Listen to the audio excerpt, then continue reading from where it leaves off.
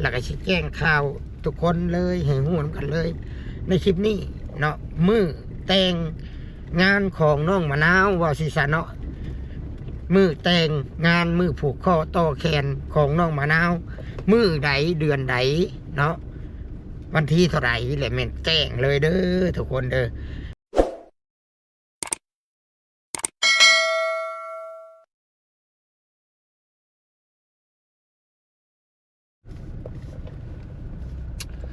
เปิดภาพขึ้นมาจะอยู่ในรถเด้อพ่อแม่พี่น้องเลยเนาะเราอยู่ในรถกำลังเดินทางเด้อเดินทางอีกแล้วพี่น้องเอ้ยเอาเป็นกล้องมาก่อนอื่นเบิดกะขอกับทักทายสบายดีทุกคนสบายดีทุกท่านเด้อบอกว่าสิอยู่ฝั่งไทยฝั่งลาวกันแล้วก็อยู่ทางต่างประเทศพี่น้องไอ้เนาะยินดีต้อนรับทุกคนทุกท่านเอาสู่ช่อง YouTube ตุสิทธิ์ปันสุขพี่น้องเอ้ยมื่อนี้บริเวณปันความสุขทางใดเนาะบริเวณปันความสุขเลยทุกคนได้ค่าได้ลูกกับปันอยู่ว่าบ่ปันกันเนาะปันให้น้องมะนาวจะมีโอกาสกันปันเนาะแบ่งปันกัน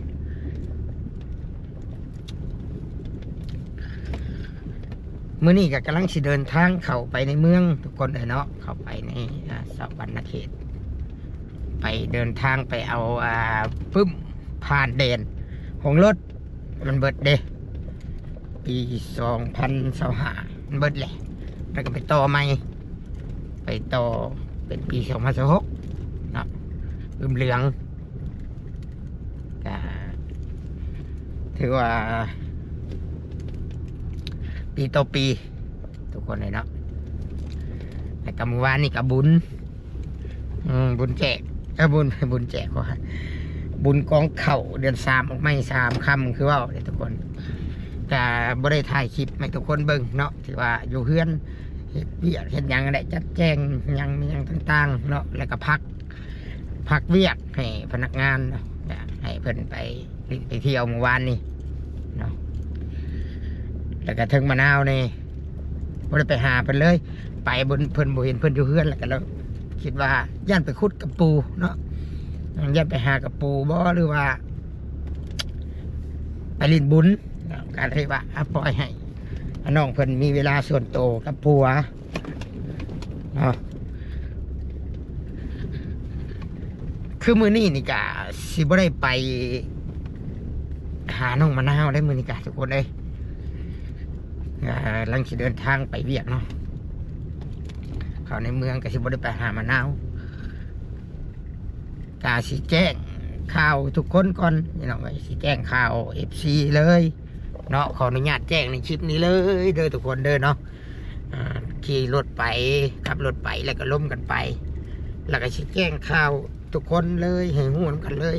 ในคลิปนี้เนาะมือแต่งงานของน้องมะนาวว่าสิซะเนาะมือแต่งงานมือผูกข้อต่อแขนของน้องมะนาวมือใดเดือนใดเนาะ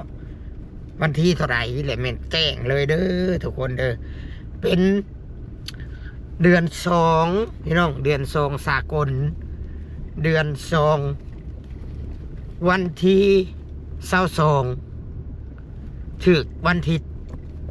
เนาะปี2026เนาะถือว่าเบิดเดือนนี้นะยังอีกเดือนนึงเต็มเพราะว่าเดือนนี้เป็น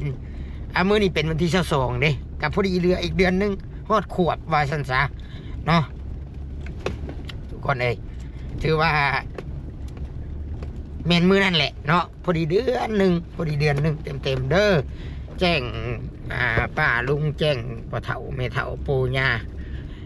พ่อแม่บ่าวน้าสาวอ้ายหมู่เพื่อนเบิดทุกคนที่เบิ่งคลิปเนาะ FC น้องมะนาวว่าสันสาเนาะอันนี้ก็เป็นอีกก้าวแรกเนาะ คือการผูกคอต่อแขนเฮ็ดถึกหิตึกคล้อง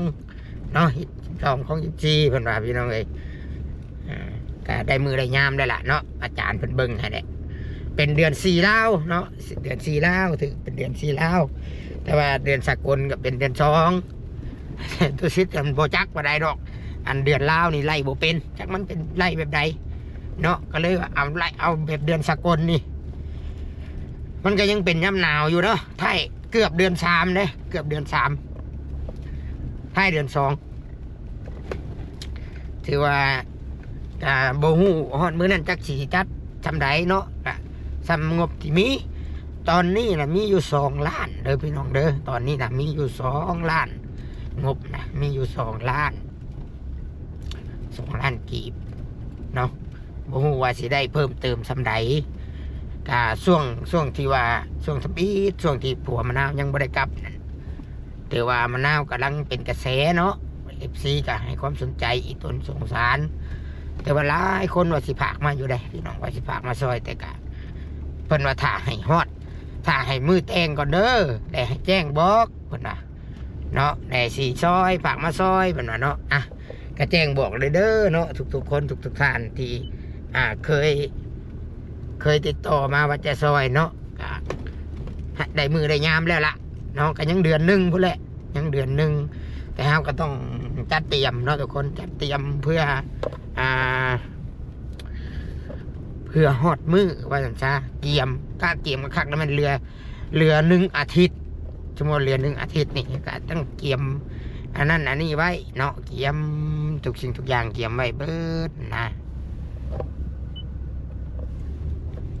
และจังคอยจัดการเนาะส่วนว่าผู้หลักผู้ใหญ่หันมอบเงินมาให้สำใดพี่น้องเนาะถ้าว่ามีผู้ใหญ่ใจบุญเนาะเพิ่นฝากสมทบมาสำใดเลยก็จัดงานกับบริจัดแบบใหญ่เราจัดพอดีพองามเลยก็อันว่ามันเหลือมันยังกะแล้วแต่ FC ว่าเนาะให้มะนาวบอกกับผัวบอกหรือว่าให้สมทบซื้อรถไถว่าสิซะเนาะแล้วแต่เด้อเนาะแล้วแต่ FC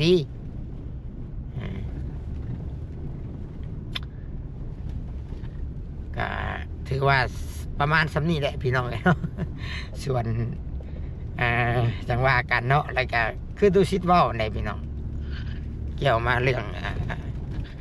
มะนาวกับผัวก่อนเนาะกับจีพยายามตอนที่มีโอกาสนี่นะทุกคนตัวชิดก็จะพยายามมันจังไดพยายามแนะนำแต่สิ่งดีๆเนาะแต่สิ่งดีให้มะนาวกับผัวจะพยายามแนะนำในสิ่งที่มันดีเพราะว่าแล้วแต่สุมเพิ่นสีดำเนินชีวิตนะแต่ก็ได้แต่บอกคือการปลูกผักปลูกผังเลี้ยงสัตว์นี่มันเป็นอาชีพหลักของชาวไร่ชาวนาหัวสวนได้เนาะเพราะว่าห้ามบุเมนพอค้าชาวขายอยู่แล้วดิคือยามนี่ก็มันเป็นยามว่างยามบุเมนยามให้ยามหน้าก็ถือว่าเวลาว่างหลายตื่นมากับบริมีเวียกคือเช้าค้าเช้าขายเนาะแบบว่าตื่นมาเขากับไปให้ไปหน้าแล้วก็ปลูกพังเลี้ยงสัตว์หาอยู่หากินเนาะดำรงชีวิตมันก็ต้องแบบนั้นจังอยู่รอดแล้วก็จังแบบพอเพียงนะแล้วก็พักหญ้านี่ครับคือพักหมักเพชรหมักเล่นหมักคือพักบ่งพักบัวคือพักแบบที่ว่าเขากินในชีวิตประจำวันเขาอยู่แล้วนะทุกคนเป็นไปได้ก็ต้องบ่ให้ซื้อเลยก็ได้เนาะเพราะว่าเขามีดินอยู่แล้วเด้คือยกตัวอย่างกันน้องมะนาวนะกับครอบครัวนะเนาะปลูกเลยปลูกไว้กินเลยดีบุดีปลูกขายพร้อมพิษไผ่เนาะคะแนนดุนะปลูกขายไปเลยวันตลาดนัดอย่างกันเก็บมาขายน้ำเนาะมีแม่ค้าเขาหับซื้ออยู่แล้วเลยพักเขาก็ไปขายต่ออยู่ตลาดใหญ่สำคัญว่าเพิ่นสิเฮ็ดได้บ่นะตัวชิดก็อยากเห็นอยู่คือมื้อนี้ก็บ่ได้ไปหานี่พังเบิ่งว่า2 มื้อที่เราบ่ได้ไปหานี่สิมีหยังต่างเก่าแน่หั่นนะหรือว่าสิ ยังอยู่บ่อนเก่าบ่ได้ว่าสิเป็นแบบใดเนาะอยากเบิ้งกันอยากฮู้กันนะถ้าเบิ้งไปน้ำกันนะสินะพี่น้องว่าสิเป็นอย่างไรว่าเพิ่นสิมีการพัฒนาบ่เนาะก็สิก็บอกคักได้เนาะก็สุดแล้วได้มันสิบ่ว่าหลายเทื่อเนาะบอกคักในน้ำคักในสิ่งที่มันดีเพราะจะเป็นเพิ่มเป็นเพิ่มเนาะเบิ่งได้กับแม่ก็มักไปลิ้นเนาะแม่ก็ได้โอ้ยเมื่อยว่าอะไรกันเนาะมันก็เลยมะนาวก็เลยแบบกระติดนิสัยแล้วเนาะพากันไปลิ้นนะคือเพิ่งพิษกันเห็นว่าพิษอย่างพิษเรื่องไปลิ้นโอ้ยจนเมื่อยน้ำพี่น้องเลยเนาะพิษกันย้อนเรื่องไปลิ้นโอ้กับโมเมนแล้วก็บอกตื่มแล้วตัวชิดบอกตื่มแต่คันว่าโอ๊ตบ่ได้อลีนี่แม่นให้แม่ไปผู้เดียวซาเนาะแต่ว่าเป็นไปได้นี่ในมุมของแม่เนาะในมุมของแม่นี่เฮาควรเป็นผู้นำเนาะควรเป็นผู้นำครอบครัวถึงว่าสุขภาพร่างกายบ่แข็งแรงเจ็บโชว์สมมติว่าอ่อนแอเฮาบ่เฮ็ดเฮาก็บอกลูกบอกเต้าแน่บอกลูกเขยนำพาลูกเขยลูกสาวลูกชายแน่เนาะบอกเฮ็ดนั่นเฮ็ดนี่เฮ็ดทั่วเฮ็ดสวนเด้อลูกเอ้ยดูมันได้เฮาทุกข์เฮายากที่ก็ดูแต่ว่าแบบบ่มีผู้นำสินะแบบยังงั้นก็แนะนำให้เฮ็ดเนาะบอกให้เฮ็ดแล้วว่านั่นนี่ปลูกผักหัวชวนเป็นผู้นำพาลูกเต้าเฮ็ด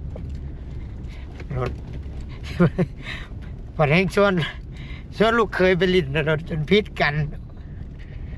หากคนก็ชี้เข้าใจแล้วล่ะเนาะเขาก็บอกอธิบายแหละ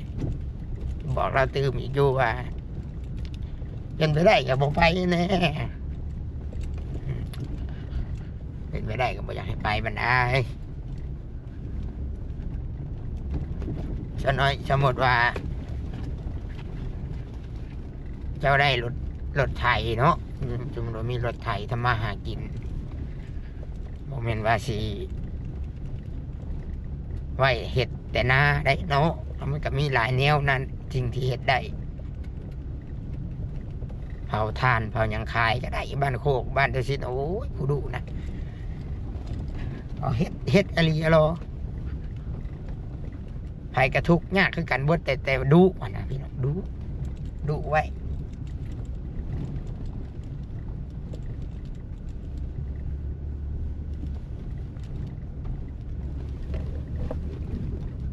ก็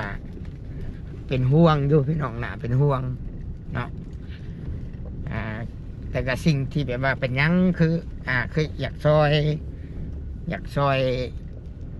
ให้มีชีวิตครอบครัวที่ดีขึ้นเกี่ยวกับครอบครัวน้องมะนาวนะ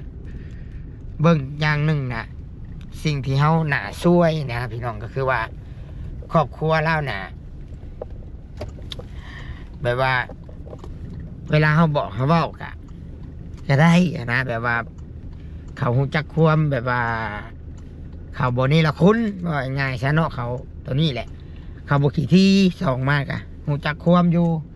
ถ้าว่ามีนะอยู่ในกินคือยำให้ยำหน้านะอันมันหาได้ง่ายนะ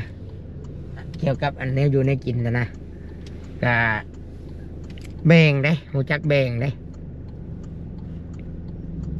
หูจักแบ่งปันได้หูจักให้คือกระปอกกระปูมันยังที่ว่ามันได้ง่ายนะปูปลาหน้าน้ำนะตัวนี้ก็คือคุณงามความดีของเพิ่นเนาะแล้วก็เพิ่นบ่ลืมบุญลืมคุณที่ผู้รักผู้ใหญ่ผู้ใดซอยเพิ่นชื่อคืออย่างนี้ได้ตัวนี้แหละตัวที่แบบว่าย่องเนาะรู้จักความบ่อยสันซะก็เลยก็ถือว่าเอาบุญนั่นแหละทุกคนเนาะเอาบุญก็เป้าหมายก็อยากให้เพิ่นนั้นได้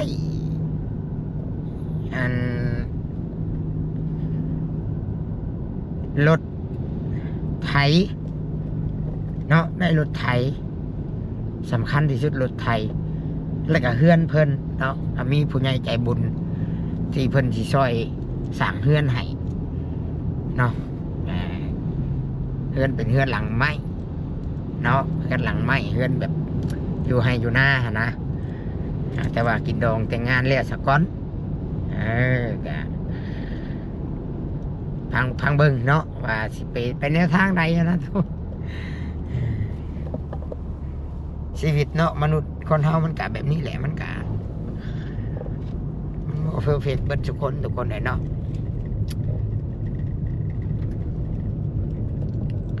ก็ขอบใจผู้รักผู้ใหญ่หลายๆคนที่เป็นจากซอยน้องมะนาวนะเนาะ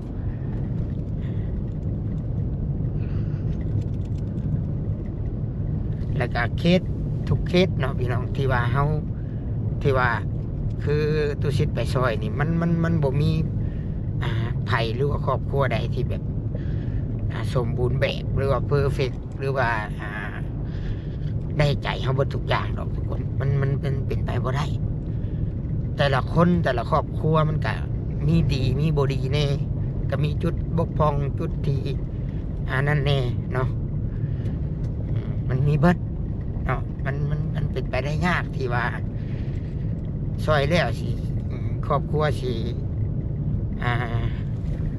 สมบูรณ์แบบเบิดทุกอย่างมันก็สิเพอร์เฟกต์เบิดนะบอกสิเนาะคือครอบครัวน้องมะนาวคือกันก็มีตัวที่บางเรื่องบางอย่างเขาก็บ่จักก็บ่ฮู้ความมันก็บอกเอาเนาะบอกสอนเอาบอกเอาเห็นได้ซะเอาบุญนั่นแหละคำว่าเขาบอกเลยเขาปฏิบัติตามเขาเฮ็ดตามเขาเห็นเขาก็ดีใจมีความสุขเลยก็ได้บุญเขาก็ได้เนาะอิ่มตักได้บ่ได้ก็ดีใจเลยเนาะแล้วก็ตัวสิ่งที่สำคัญคือเพิ่นบ่เอาไปขายได้มะนาวกับแม่นี่กับครอบครัวนี่สิ่งที่ผู้ใหญ่ให้นะบ่เคยเอาไปขายบ่เคยเอาไปขายกินอันนี้ก็เป็นส่วนที่ว่าดีอยู่สำหรับเพิ่นเนาะโอเคทุกคนสำหรับคลิปนี้ก็สิประมาณนี้เด้อแจ้งเนาะแจ้งบอกมือแต่งงานของน้องมะนาวให้ทุกคนได้รับรู้นำกันเด้อทุกคนเด้อเนาะเป็นวันที่22 เดือน 2เด้อทุกคนเด้อถึงวันที่เดือนหน้าพี่น้องเนาะโอเคพี่น้องสำหรับคลิปนี้ตุสิทธิ์ก็จะได้ขอจบคลิปหรือลงคลิปก่อนเนาะพี่น้องเนาะก็ให้ทุกคนทุกท่านจงมีสุขภาพแข็งแรงเด้อรักษาเทวดาคุ้มครองเด้อเนาะสำหรับคลิปนี้พี่น้องตุสิทธิ์ก็จะได้ขอกล่าวคำว่าสบายดีพี่น้องสบายดีเด้อเพื่อนสุขคน